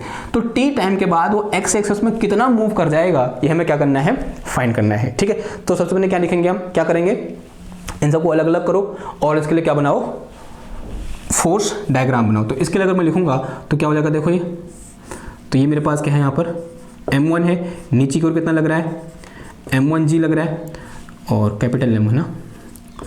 ये मेरे पास क्या है, यहाँ M1 है और नीचे की ओर कितना लगेगा, M1G। Normal reaction by surface या टेबल बोल दो, जो भी बोलते हो इसको, N लग जाएगा and in this direction here we have a tension T। ठीक, सिमिलरली इसके लिए भी लिख दो फिर, and this whole system is accelerating in this direction with some acceleration A। अगर मैं इसके लिखूंगा तो ये मेरे पास क्या है, यहाँ पर M2 है, तो दिस इज माई M2। नीचे की ओर कितना है, यहाँ पर M2G फोर्स है, ऊपर की ओर कितना है, टेंशन T है और नीचे की ओर यहाँ पर एक्सेलरेशन कितना है, A है। ये बात समझ में आई आपको ना। अब दोनों के लिए क्या करोगे, यहाँ पर इक्वेशन ऑफ मोशन लिखोगे। इक्वेशन ऑफ मोशन कैसे लिखोगे, तो इसके लिए देखो इन वाई कैप डायरेक्शन क्या हो जाएगा, देयर इज नो एक्सेलरेशन। तो सबसे पहले एक्स कैप डायरेक्शन में, एक्स कैप डायरेक्शन में टेंशन कितना है, T है and this tension will be equal to net force, this is T and this is equal to mass into acceleration. Mass कितना है इसका, M1 है और एक्सेलरेशन कितना है, A है। So it is some equation number 1। Similarly इसके लिए देखो, अब इसके लिए कहाँ करो, ऊपर वाली डायरेक्शन में, इन वाई कैप डायरेक्शन। तो इसके लिए इन वाई कैप डायरेक्शन कितना हो जाएगा, ये आ कहाँ की हो रहा है, नीचे की ओर, यानी बड़ा कौन सा वाला होगा मेरे पास, M2G होगा। तो दिस इज M2G, फिर ऊपर की ओर कितना है, T, तो माइनस कितना आ जाएगा, ये T आ जाएगा। अगर हम डायरेक्शन से करेंगे तो फिर सिचुएशन अलग हो जाएगी। करने के दो तरीके होते हैं, एक तो आप क्या करो, यहाँ पर कोऑर्डिनेट सिस्टम लिखो, उससे कर सकते हैं, या फिर आप देख लो बड़ा कौन है छोटा कौन है। हमें यहाँ पर नेट फोर्स लिखना है ना। देखो होता क्या है, since we know F net is equal to mass into acceleration होता है। अब ये F नेट लिखने के दो तरीके हैं, एक तो आप क्या करो, यहाँ पर एक कोऑर्डिनेट सिस्टम ड्रॉ करो पहले और उस कोऑर्डिनेट सिस्टम के अकॉर्डिंग करो। दूसरा आप ये देख लो कि हमारा जो ऑब्जेक्ट है या फिर पार्टिकल है वो किस डायरेक्शन में मूव कर रहा है। जिस डायरेक्शन में मूव कर रहा है उस डायरेक्शन को पॉजिटिव बोल दो, ये भी एक तरीका होता है। ठीक है, जिस डायरेक्शन में मूव कर रहा है उस डायरेक्शन को पॉजिटिव बोल दो, यानी ये वाला फोर्स तो अगर डोमिनेट करेगा, ये वाला फोर्स क्या होगा, डोमिनेट नहीं करेगा, यानी this will B positive and this will B negative. ठीक है, ओके, बात आई समझ में। तो उससे करते हैं कि दिस वन इज, ये मेरे इधर की ओर नीचे की ओर मूव कर रहा है, तो मेरा M2G होगा, बड़ा होगा, तो मेरे पास क्या आएगा M2G, और छोटा क्या होगा मेरे पास, T होगा, माइनस T आ जाएगा and this will be equal to mass into acceleration. अगर आप यहाँ कोऑर्डिनेट सिस्टम लेकर चलोगे जैसे हमने स्टेप में किया था, वैसे भी आंसर ये आने वाला है। ठीक है, एक बार वैसे भी करके दिखा दूँ। अगर आप ये बोल रहे हो कि नीचे को क्या है मेरे पास, माइनस वाई कैप डायरेक्शन है, तो नीचे वाला फोर्स माइनस हो जाएगा, माइनस का M2G और फिर ऊपर वाला फोर्स प्लस हो जाएगा, प्लस का T, this is equal to acceleration in down direction, तो माइनस का क्या आ जाएगा, M1A आ जाएगा। तो अगेन इस माइनस को इधर ले आओ तो क्या आ जाएगा, ये M2G माइनस T आ जाएगा। ठीक है, समझ में आई बात। तो ऐसे करो या फिर ऐसे करो, एक ही बात हुई। तो ऐसे हमने कर दिया यहाँ से। एक चीज़ और, अब यहाँ से देखो T इक्वल टू कितना है मेरे पास, magnitude of T will be equal to M1A है, उठा के यहाँ रख दो। तो यहाँ से मेरे पास क्या निकल के आया, M2G माइनस का M1A is, this is M2, this one is m2a। तो यहाँ से मेरे पास m2g is equal to m1 plus m2 और इंटू कितना आ गया a, इसको इधर भेजा और a कॉमन ले लिया। अगर यहाँ से मैं एक्सेलरेशन निकालूं then this acceleration will be equal to कितना आ जाएगा, ये m2g और अपॉन कितना आ जाएगा m1 प्लस m2। मुझे निकालना क्या है, position of m1 after time t। तो पोजीशन निकालने के लिए since we know this is acceleration and this acceleration is written as del v divided by del t and this is equal to m2g upon कितना आ जाएगा, ये m1 plus m2 आ जाएगा। ठीक है, और अगर मैं इस पूरे का कांस्टेंट मान लो k, तो यहाँ से मेरे पास del v divided by del t, this whole thing is constant because m2 is constant, g is constant, m1 is constant, m2 is constant, then this whole thing is constant, ऐसे this constant is k और k आ गया इधर पे, और इस dt को यहाँ से उठाओ और कहाँ ले आओ, इधर ले जाओ। तो ये मेरे पास कितना आ जाएगा, del v equal to k into dt हो जाएगा। Integrating both side and limit is from, पहले रेस्ट में था, माना उसकी t टाइम का वेलोसिटी v होगी और initially time equal to 0, at time t पर मुझे वेलोसिटी फाइंड करनी है। ठीक है, जब वेलोसिटी फाइंड करना तभी पोजीशन निकलेगी, तभी वेलोसिटी फाइंड कर रहे हैं। इंटीग्रेट कर दो तो मेरे पास कितना आ जाएगा, v lower limit upper limit, फिर this is equal to k dt का इंटीग्रेशन कितना t हो जाएगा। देखो k कांस्टेंट है, इंटीग्रेशन से बाहर आ जाएगा, पहले लोअर लिमिट फिर अपर लिमिट। ठीक है, तो दिस इज v माइनस का 0, this is equal to k t minus का 0। तो यहाँ से मेरे पास v इक्वल टू कितना निकल के आया, k t निकल के आया। ये क्या निकली, वेलोसिटी निकली। लेकिन मुझे निकालनी क्या है, पोजीशन निकालनी है, तो वो निकालने के लिए मुझे जगह चाहिए, ये मुझे मिटाना पड़ेगा।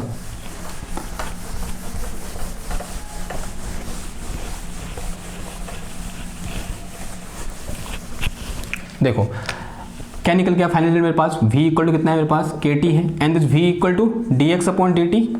ठीक, किस डायरेक्शन में बोल रहा हूँ मैं, x डायरेक्शन में। ठीक है, तो dx upon dt and this is equal to कितना आ गया, ये kt, इसको इधर भेज दो।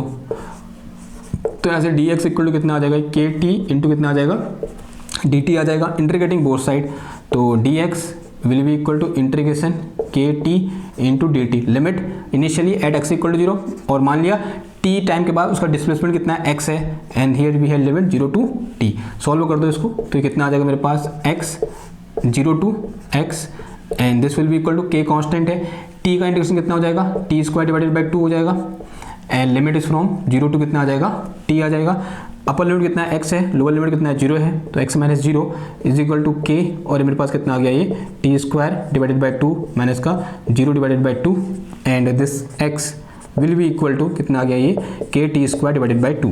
के की वैल्यू कितनी है, उठा के रख दो यहाँ से, तो यहाँ से x इक्वल टू मेरे पास कितना आ गया, ये m2g और अपॉन कितना आ गया, m1 प्लस m2 और मल्टीप्लाई में कितना आ गया, ये टी स्क्वायर डिवाइडेड बाई 2 आ गया। ठीक है, ये बात समझ में आई। अगर यहीं पर मैं बोलूँ, मैं एक स्पेशल केस ले लूँ, अगर मैं ये बोलूँ if m1 equal to m2, एक चीज़ ये पहले मैं कैपिटल लेके चल रहा था, अब स्मॉल हो गए। ठीक है यार, यहाँ माफ़ कर देना, थोड़ा गड़बड़ होगी। एक काम करो, इन्हीं को स्मॉल कर दो। ठीक है, आप अपने में सही करना, जब आप कर रहे हो ये स्मॉल मत लेना, मैंने स्मॉल ले लिए सारे सारे। ठीक है, उससे कोई फ़र्क नहीं पड़ता। ओके, समझ में आना चाहिए। ठीक है, आई होप समझ में आया होगा। अगर मैं ये बोलूँ if m1 equal to m2, अगर m1 इक्वल टू m2 लेटर से this is equal to m, तो यहाँ से x इक्वल टू कितना आ जाएगा, ये mg और अपॉन कितना आ गया, ये m प्लस का m और इंटू कितना आ जाएगा, T square divided by 2 and this will be equal to mg divide में कितना आ जाएगा, ये ट्वाइस ऑफ m और इंटू कितना आ जाएगा, टी स्क्वायर डिवाइडेड बाई 2 आ गया। m से m क्या होगा मेरा, कैंसिल हो जाएगा, तो x इक्वल टू कितना आ जाएगा, g divided by 4 into t square. तो this is the displacement after time t when both the masses are same. ठीक, ओके, इसको उतारो, अगले क्वेश्चन की ओर बढ़ते हैं। इसे मिटा दो मैं इधर वाला। ठीक है, फिर अगले क्वेश्चन करेंगे। स्क्रीनशॉट लो, मिटा रहा हूँ मैं।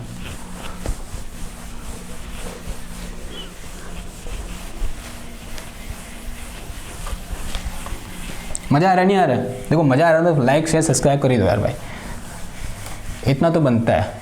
इतने क्वेश्चन कराने के बाद इतना तो बनेगा ना यार, हैं? बनेगा नहीं बनेगा बताओ, आप ही बताओ यार, कर दिया करो, क्या हो रहा है? ठीक है, ऐसे करते हो यार आप। अगला क्वेश्चन की ओर बढ़े। क्वेश्चन कितने, 4 क्वेश्चन हो गए, 5वां क्वेश्चन देखो। अगेन सिंपल क्वेश्चन है, क्वेश्चन नंबर 5। क्या बोला, आप नीचे पढ़ना, नीचे आ जाएगा आपके वहाँ। 2 particles of masses small m and capital M undergo uniform circular motion about each other at a separation of r under the influence of attractive force F constant, the angular velocity is omega radian per second, so that r equal to this. एक r की value देगा, r यानी separation between them. देखो क्या बोल रहा है, मेरे पास दो मासेस हैं, एक मास ये है और एक मास कहीं ये है, ठीक है. दो मासेस हैं, एक स्मॉल m है और एक कैपिटल M है. तो this is my small m and this one is एक कैपिटल M. अब उसने एक लाइन बोली है, undergo a uniform circular motion about each other. ठीक है, क्या बोल रहा है, undergo a uniform circular motion about each other. अब इस सिस्टम को देखकर आपको एक बार अर्थ और सन वाली फील नहीं आ रही कि ये क्या है, मेरी स्मॉल m वाली अर्थ है और ये क्या है, सन है, and they are revolving about each other. और जब भी ऐसी कोई लैंग्वेज आए कि about each other, it mean they are revolving about if axis which is passing through their centre of mass. इनका क्या होगा, कोई सेंटर ऑफ मास होगा. Late us say this centre of mass is somewhere here. और मैंने यहीं क्यों बनाया, क्योंकि बाय डिफॉल्ट वो क्या होगा, जो कैपिटल ज़्यादा मास होगा उसके ज़्यादा नज़दीक होगा. तो this is centre of mass of this system and the both the our particle or we can say both our masses will be revolving about this axis. इस axis about क्या कर रहे हैं, वो revolve कर रहे हैं. ठीक है, and it is given that कि this separation from here to here is r. यही r हमें क्या करना है, फाइंड कर. And this r equal to उसने खुद ही बोला है, पहले ही बोला शो करना है. r इक्वल टू उसने बोला है कितना है, f अपॉन ओमेगा स्क्वायर और इनटू कितना है 1 अपॉन m प्लस का 1 अपॉन कैपिटल M. ये है, हमें ये फाइंड करना है. ठीक, अब देखो, अब now both the particle will be revolving about this centre of mass and it is given that कि this angular velocity is equal to कितना है, ओमेगा है. एक चीज अज्यूम करो कि this separation from here this centre of mass है, small m की जो डिस्टेंस है वो कितनी बोल दी मैंने, इसको बोल दो कुछ r1 बोल दो, and this separation from here to here it is equal to r2. तो from here we can see that कि r1 plus r2 equal to कितना है, कैपिटल R है. से इट इज समीकरण नंबर 1. इसे क्या बोल दो, समीकरण नंबर 1 बोल दो. नाउ अब इसके रिवॉल्यूशन को देखो. सबसे पहले स्मॉल m के रिवॉल्यूशन को कैसे रिवॉल्व करेगा, ये अबाउट द सेंटर ऑफ मास, इस सेंटर ऑफ मास के अबाउट क्या करेगा, रिवॉल्व करेगा. यानी कैसे, कुछ तरीके से सर्कुलर मोशन कर रहा है और यूनिफॉर्म सर्कुलर मोशन. ये समझ में आ रहा है आपको, ये अबाउट द सेंटर ऑफ मास. ठीक है, अब देखो फील हो रहा है ना, ये ऐसा लग रहा है कि ये किसके अबाउट घूम रहा है, इस कैपिटल M के अबाउट घूम रहा है, लेकिन वो किसके अबाउट घूम रहा है, इस सेंटर ऑफ मास के अबाउट घूम रहा है. तभी उसने क्या बोला, अबाउट ईच अदर बोला. सिमिलरली अगर मैं इसको देखूंगा, किसको, इस वाले को, इस कैपिटल M को देखूंगा, तो ये इसके अबाउट घूमेगा यूं करके. तो इसको कैसे घुमाऊं मैं, ऐसे घुमा दूं, ये देखो, तो ये इस तरीके से घूमेगा, इन दिस वे, लाइक दिस.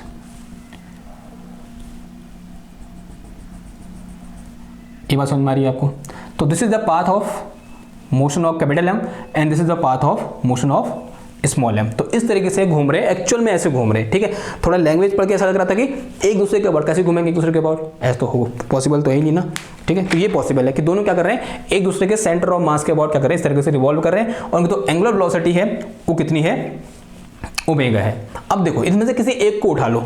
सबसे पहले सेपरेट करो, पहले m1 को देखते हैं, फिर पहले स्मॉल m को देखते हैं, फिर कैपिटल M को देखते हैं. अगर मैं स्मॉल m की बात करूं, फॉर स्मॉल m क्या कर रहा है, सर्कुलर मोशन कर रहा है. ठीक है, और जिसको रेडियस है वो कितनी है, r1 है. साफ दिख रहा है, यहाँ से डिस्टेंस कितनी है, r1 है. और r1 रेडियस के एक सर्कुलर पाथ पर इस तरह सर्कुलर मोशन कर रहा है. और एंगुलर वेलोसिटी कितनी है, ओमेगा है. अब देखो ये इस पर कितना फोर्स लगा रहा है, इस डायरेक्शन में F फोर्स लगा रहा है. उसने खुद ही बोला है क्वेश्चन ने, तो यानी यहाँ पर कितना फोर्स लग रहा है, F फोर्स लग रहा है. अब सर्कुलर मोशन करने के लिए एक force responsible, that is centripetal force.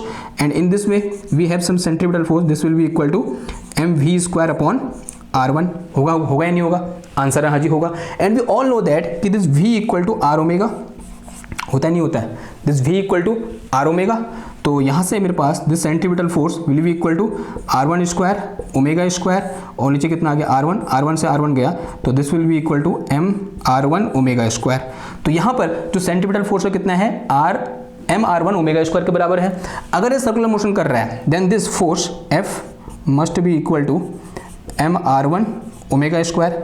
तो अगर यहाँ से मैं क्या निकालूँ, r1 निकालूँ, then this will be equal to F m omega square. ये होगा नहीं होगा, आंसर है हाँ जी होगा. अब अगर मैं किसकी बात करता हूँ, कैपिटल एम की बात करता हूँ, ये तो कौन सा था, स्मॉल एम था, ठीक है, this is my small M. अगर मैं कैपिटल एम की बात करूँ तो क्या हो जाएगा बताओ, कैपिटल एम के लिए ये जो मेरे पास उससे छोटा होगा, इससे वो पास क्या होगा, इससे छोटा होगा। ये किसके लिए मेरे पास, कैपिटल एम के लिए है, this is capital M. Again ये फोर्स कितना है अंदर की ओर, एफ फोर्स है, और अभी रेडियस कितनी है, R2 है। तो बताओ अगर मैं यहाँ से क्या निकालूँ, R2 निकालूँ, तो दिस विल बी, इसके एनालॉजी का सिर्फ क्या हो जाएगा यहाँ पर, small m replace by capital M, तो this will be equal to f divided by small m capital M into कितना आ जाएगा, ओमेगा स्क्वायर। अब एक काम करो, इसको उठाकर इस इक्वेशन नंबर 1 में पुट कर दो, तो यहाँ से मेरे पास क्या निकल के आ जाएगा, R equal to R1 plus R2, यानी कितना आ जाएगा ये F upon M omega square plus F upon capital M omega square, and this R will be equal to F upon omega square, दोनों से कॉमन है, अंदर कितना बचाएगा, 1 upon small M plus 1 upon capital M. ऐसा लग रहा था बहुत ही भयानक कुछ चीज़ है, कुछ भी तो नहीं है, 2 लाइन में आंसर निकल गया। तो दिस इज अवर आंसर, ये तो शो करना था हमको, क्वेश्चन में क्या बोला था, so that this thing, show कर दिया हमने, बस विजुअलाइज करना था कि भैया कैसे रिवॉल्व कर रहा होगा। जब उसने बोला अबाउट इधर का मतलब हुआ about the centre of mass of system, and this centre of mass will goes about this axis. ठीक, किधर हुई बात, ओके। एक और इंपॉर्टेंट क्वेश्चन करते हैं, आई होप लास्ट क्वेश्चन होगा, इसे मिटाऊं मैं, ये हो गया होगा क्योंकि तो बहुत पहले का लिखा हुआ है।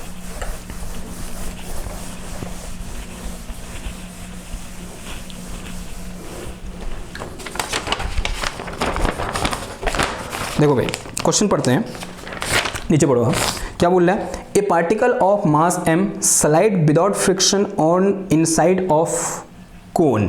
एक कोन दिया है, उसके अंदर क्या कर रहा है, स्लाइड कर रहा है। The axis of the cone is vertical and the gravity is directed downward.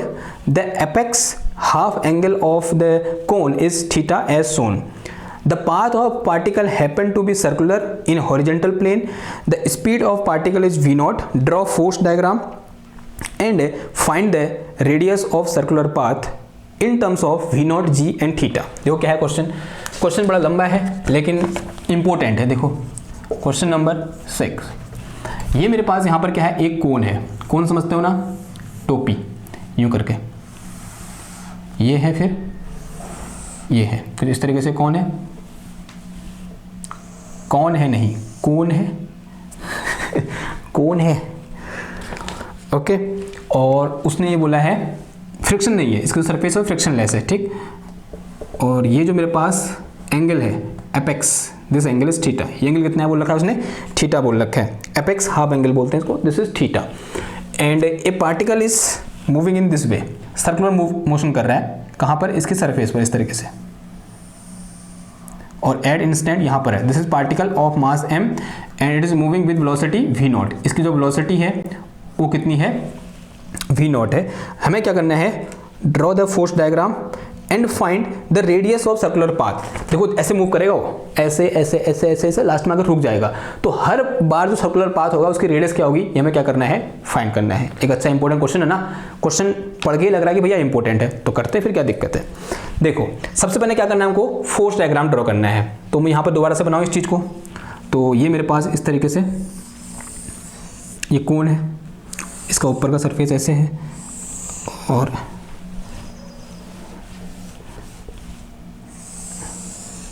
ये देखो भैया नाउ, अब ऐसे करेगा, सर्कुलर मोशन करेगा एट एन इंस्टेंट, ये करके फिर ये, और मान लिया ये क्या है, एट एन इंस्टेंट जो मेरा पार्टिकल है वो यहाँ पर पहुँचा है। मास कितना है इसका, m है। अगर इसका मास m है, उसने खुद ही बोला है gravity is acting downward, gravity कैसी लग रही है, ऐसे लग रही है। तो अगर इसका मास कितना है, m है, मास का कितना है, m है, तो दिस नीचे कितना लेगा, mg लेगा, लेगा नहीं लेगा, आंसर आज लेगा। एक चीज़ उसने बोली है कि दिस एंगल इज थीटा, ये एंगल कितना है, थीटा है, and this line are parallel to each other, if this angle is theta तो दिस इज ऑल्सो थीटा। अब देखो ये जो मास है ना, इस कोन की सरफेस पर है। देखो मेरे पास कोन है, मैं ला रहा हूं ना, एक मिनट, ये देखो चलो ये मेरे पास कोन है, ठीक है, इसके सरफेस पर है, इसके सरफेस पर यूं करके, ओके। यहाँ पर क्या है, वो पार्टिकल है। अब अगर पार्टिकल यहाँ पर है तो ये सरफेस पर कुछ ना कुछ नॉर्मल रिएक्शन लगाएगी नहीं लगाएगी, आंसर नहीं लगाएगी। हमने उसके बारे में सोचा अभी तक नहीं सोचा ना, लेकिन सोचना ही जरूरी था कि अगर वो पार्टिकल इसके सरफेस पर है तो उस पर नॉर्मल रिएक्शन लगेगा, ठीक है, तो लगाओ नॉर्मल रिएक्शन। तो कैसे लगेगा नॉर्मल रिएक्शन, दिस, इस तरीके से, this is the direction of normal reaction perpendicular to the surface. तो लगा दो फिर ऐसे करके, यहाँ से इस तरीके से क्या लगेगा, ये this is my normal reaction N, थोड़ा लंबा हो गया ताकि आपको दिखे। तो नॉर्मल रिएक्शन कैसे लगेगा, ऐसे लगेगा। ओके, ये बात समझ में आई आपको। नाउ अब अगर मैं क्या करूँ, यहाँ पर एक ऐसे लाइन खींचूँ, this is my dotted line which is parallel to the horizontal, horizontal line खींच दी मैंने यूँ करके। अब एक चीज़ देखो, एक थ्योरम लगेगी यहाँ पर, this normal N is perpendicular to this line. ध्यान सुनना बात को, this N is perpendicular to this and this dotted line is perpendicular to the this. है या नहीं है, आंसर हाँ जी है। एक थ्योरम हमने पढ़ी थी, अगर मेरे पास एक लाइन ये है, एक लाइन ये है, इन दोनों का इसका एंगल थीटा है। अगर मैं यहाँ पर एक नॉर्मल ऐसे खींचूँ और एक नॉर्मल यहाँ से ऐसे इस पर खींचूँ, then this angle is also theta. ठीक है, this is normal in this line and this is normal in this line. तो सेम यहाँ पर भी है, this is normal in this line and this dotted line is normal in this line, it mean this angle is also theta. ऐसा होगा नहीं होगा, if this angle is theta then this thing, अगर मैं यहाँ पर कंपोनेंट को तोड़ूँ तो this thing will be N cos theta. ये कितना हो जाएगा मेरे पास, एन कॉस थीटा के बराबर हो जाएगा। और इसका जो नॉर्मल कंपोनेंट होगा वो कहाँ की ओर होगा, इधर की ओर, this will be equal to n sine theta. ठीक है, and it is moving in circular motion with some velocity v naught. तो यहाँ पर क्या लगेगा, centrifugal force in this direction and this will be equal to m we not square upon 2। ठीक है, अभी तो डिस्कस किया था यहाँ पर कितना, sorry M we not square upon R कितना होता है, M we not square upon R. और ये आर मुझे क्या करना है, फाइंड करना है, रेडियस तो फाइंड करनी है। And this is force diagram. ये क्या होगा, फोर्स डायग्राम, इतने टाइप के फोर्स लग रहे हैं, मैंने सारे के सारे फोर्स यहाँ पर दिखा दिया आपको। ये क्या होगा, फोर्स डायग्राम। पहला चीज कंप्लीट होगा कि फोर्स डायग्राम ड्रॉ करो बोला था उसने, हमने ड्रॉ कर दिया, दिस इज फोर्स डायग्राम। सबसे इंपॉर्टेंट चीज क्या है यहाँ पर, नॉर्मल रिएक्शन को विजुअलाइज करना। क्या हम उसके बारे में सोच पा रहे थे या फिर नहीं सोच पा रहे थे, सोच पा रहे थे तो बहुत अच्छी बात है, अगर नहीं सोच पा रहे थे तो अब की बार से वो सोचना है। ठीक है, तो this is how we can visualise about normal reaction in case of motion of any particle inside a cone without friction. अगर फ्रिक्शन होता तो कंडीशन थोड़ा और यहाँ पर क्या होती, चेंज होती।